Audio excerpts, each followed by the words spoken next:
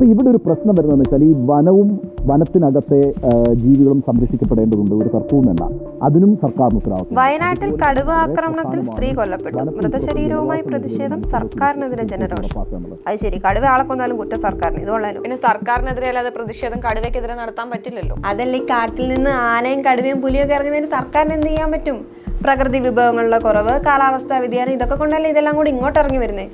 ബോധവൽക്കരിച്ച് തിരിച്ച് കയറ്റിവിടാനൊന്നും പറ്റില്ലല്ലോ. പിന്നെ ഒരു പ്രശ്നം വന്നാൽ സർക്കാർ കൂടെ നിൽക്കാറില്ലേ? ഇതിൽ കൂടുതലൊക്കെ സർക്കാരിന് എന്നാ ചെയ്യാൻ പറ്റുമോ? സർക്കാരിനെ ചെയ്യാൻ പറ്റൂ.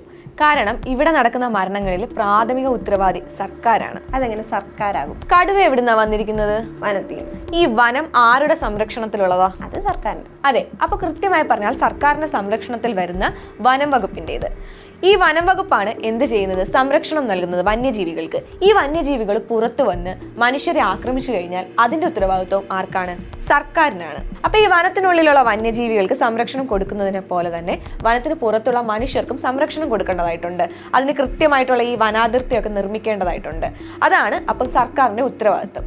അങ്ങനെയൊക്കെ ഉണ്ടല്ലേ? അപ്പൊ ഡിവിഷണൽ ഫോറസ്റ്റ് ഓഫീസർ മുതൽ ചീഫ് വൈൽഡ് ലൈഫ് വാർഡന് വരെ ഇതിനുമേൽ ഉത്തരവാദിത്വമുണ്ട്. സ്റ്റേറ്റിനും ഇതിനുമേൽ ഉത്തരവാദിത്വമുണ്ട്. ഇനി ഒരു എക്സാമ്പിൾ പറയുകയാണെങ്കിൽ, എന്റെ വീട്ടിൽ ഇപ്പോൾ ഒരു പട്ടി ഉണ്ടെന്ന് വെച്ചോ. ആ പട്ടി അയൽക്കാരനെ പോയി കടിച്ചു. അപ്പം ആ പട്ടിയുടെ മേലുള്ള ഉത്തരവാദിത്വം എനിക്കാണ്. അതേപോലെ തന്നെയാണ് വനം വകുപ്പ്. വനം വകുപ്പിന്റെ അണ്ടറിൽ വരുന്ന വന്യജീവികളെ എന്തെങ്കിലും തരത്തിൽ മനുഷ്യരെ ഇതിന് പുറത്ത് കടന്ന് മനുഷ്യരെ ആക്രമിച്ചു കഴിഞ്ഞാൽ അതിന്റെ ഉത്തരവാദിത്വം വനം വകുപ്പിന് പോകും. അപ്പൊ വന്യജീവികൾക്ക് മേൽ വനം വകുപ്പിന് ഉത്തരവാദിത്വമുണ്ട്. ഇതൊക്കെ നിന്നോടാരാ പറഞ്ഞേ? ഇതൊക്കെ കോടതികൾ തന്നെ പറഞ്ഞിട്ടുള്ളതാ. ഉദാഹരണമായിട്ട് 2017 കേരള ഹൈക്കോടതി, അന്ന് ജസ്റ്റിസ് കമാൽ പാഷയ്ക്ക് മുന്നിൽ ഒരു കേസ് വരികയാണ്. ആ കേസിൽ അന്നത്തെ ഗവൺമെന്റ് പ്ലീഡർ പറഞ്ഞിരുന്നതെന്ന് വെച്ച് കഴിഞ്ഞാൽ, ഈ കാട്ടാനകൾ നാട്ടിലിറങ്ങുന്നതിൽ അവരുടെ നിയന്ത്രണത്തിലല്ല, അവർക്കൊന്നും ചെയ്യാൻ കഴിയില്ല എന്നുള്ള തരത്തിൽ സംസാരിക്കുകയുണ്ടായി. അതിനെ കോടതി കംപ്ലീറ്റ് ആയിട്ട് നിരസിക്കുകയാണ് ചെയ്തത്. അന്ന് കോടതി പറഞ്ഞിരിക്കുന്നതെന്ന് വെച്ച് കഴിഞ്ഞാൽ, ആക്രമണം നേരിടാൻ സാധ്യതയുള്ളവരുടെ ജീവനും സ്വത്തിനും ഒക്കെ സംരക്ഷണം ഒരുക്കേണ്ടത് സ്റ്റേറ്റ് ആണെന്നാണ്. അത് സ്റ്റേറ്റിന്റെ ഉത്തരവാദിത്വമാണെന്നാണ്. ഇനി അത് സാധിച്ചില്ലെങ്കിൽ അതിന് കുറ്റാരോപിതനാവുന്നത് ആരായിരിക്കും?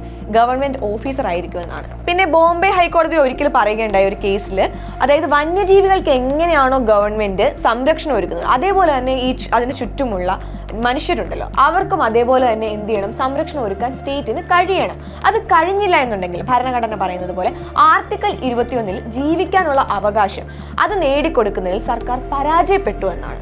ഇപ്പോൾ ഈ രാധ മരിച്ചില്ലേ, ഇതേ മാനന്തവാടിയിൽ കഴിഞ്ഞ വർഷം അജീഷ് എന്ന് പറഞ്ഞ ഒരാൾ മരിച്ചത് ഓർമ്മയുണ്ടോ? ആ യുവാവ് മരിച്ച സമയത്ത് കേരള ഹൈക്കോടതി പറഞ്ഞത് എന്താണെന്നറിയോ? അന്ന് പറഞ്ഞത്, ജനങ്ങൾക്ക് എന്നും ഇങ്ങനെ വന്യജീവികളെ ഭയന്ന് ജീവിക്കാനാകില്ല എന്നും അവരോട് നടപടികളിൽ മാറ്റം വരുന്നത് വരെ കാത്തിരിക്കാൻ പറഞ്ഞത് മൗലികാവകാശത്തിനെ പരിഹസിക്കുന്നതിന് തുല്യമാണെന്നുമാണ്. ഏതാണ്ട് ബ്രിട്ടീഷുകാരുള്ള സമയത്ത് ഉണ്ടാക്കി വെച്ചിട്ടുള്ള നിയമങ്ങളാണ് നമ്മൾ ഇപ്പോഴും ഫോളോ ചെയ്യുന്നതെന്ന് ആലോചിക്കണം. അതിനെയൊന്ന് മാറ്റം വരുത്തുകയോ അതിനെയൊന്ന് പരിഷ്കരിക്കുകയോ ഒന്നും തന്നെ ചെയ്തിട്ടില്ല. അതൊരു വലിയ പോരായ്മയാണ്. പിന്നെ മറ്റുള്ള രാജ്യങ്ങൾ ആധുനികപരമായിട്ടുള്ള നിയമങ്ങൾ കൊണ്ടുവരുന്നു, അല്ലെങ്കിൽ പുതിയ പദ്ധതികൾ കൊണ്ടുവന്ന് ഈ പ്രശ്നങ്ങളെല്ലാം മറികടക്കുന്ന സമയത്ത് നമ്മുടെ നാട്ടിൽ ഒന്ന് പശു തട്ടിയ വീഴുന്ന ഫെൻസിങ് വാളുകളൊക്കെയാണ് നിർമ്മിച്ചിരിക്കുന്നത്. ഇതൊക്കെ തന്നെ വലിയ പ്രശ്നമാണ്. അതുകൊണ്ട് കേന്ദ്ര സർക്കാരും കേരള സർക്കാരും ഈ പ്രശ്നങ്ങളെല്ലാം നേരിടേണ്ടതുണ്ട്. ഇതിനുള്ള ഉത്തരങ്ങളും പറയേണ്ടതുണ്ട്.